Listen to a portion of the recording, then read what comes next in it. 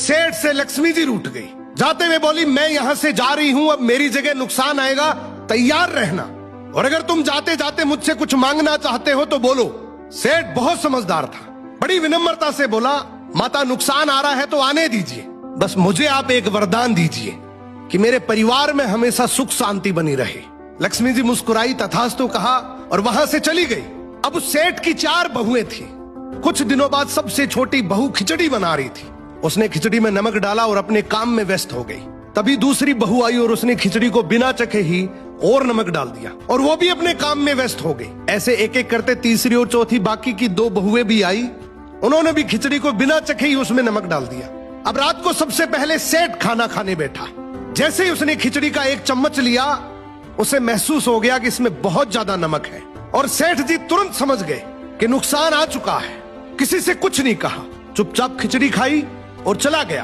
अब सेठ के बाद खाना खाने की बारी आई सबसे बड़े बेटे की। बेटे ने खिचड़ी का एक निवाला लिया। उसने परिवार वालों से पूछा, पिताजी ने खाना खा लिया? उन्होंने कुछ कहा?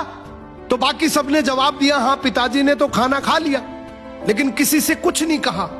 तो बड़े बेटे ने भी चुपचाप खिचड़ी खाई और चला गया। ऐसे ही करके परिवार के बाकी सारे सदस्य एक एक करके आए, अपने से पहले वालों के बारे में पूछा, कुछ नहीं कहा, चुपचाप खिचड़ी खाई और चले गए। अब रात को सेठ जी सो रहे थे, सपने में नुकसान आया और हाथ जोड़कर बोला, भाई मैं यहां से जा रहा हूं, मैं यहां नहीं रह सकता। तो सेठ जी ने पूछा, क्यों, क्या हो गया? नुकसान बोला, तुम सबने मिलकर 1 किलो नमक खा लिया, पर मजाल है कोई किसी पर नहीं चिल्लाया, किसी ने गुस्सा नहीं किया, सब शांत रहे।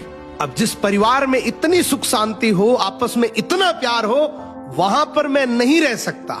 निष्कर्ष कि जिंदगी है तो उतार चढ़ाव, दुख सुख, फायदा नुकसान सब चलता रहेगा, लेकिन जिस परिवार में आपस में लोगों में प्यार है, सुख शांति है, छोटे में आदर, बड़े में बड़प्पन है, उस परिवार का कोई नुकसान, कोई आपदा कुछ नहीं बिगाड़ सकती।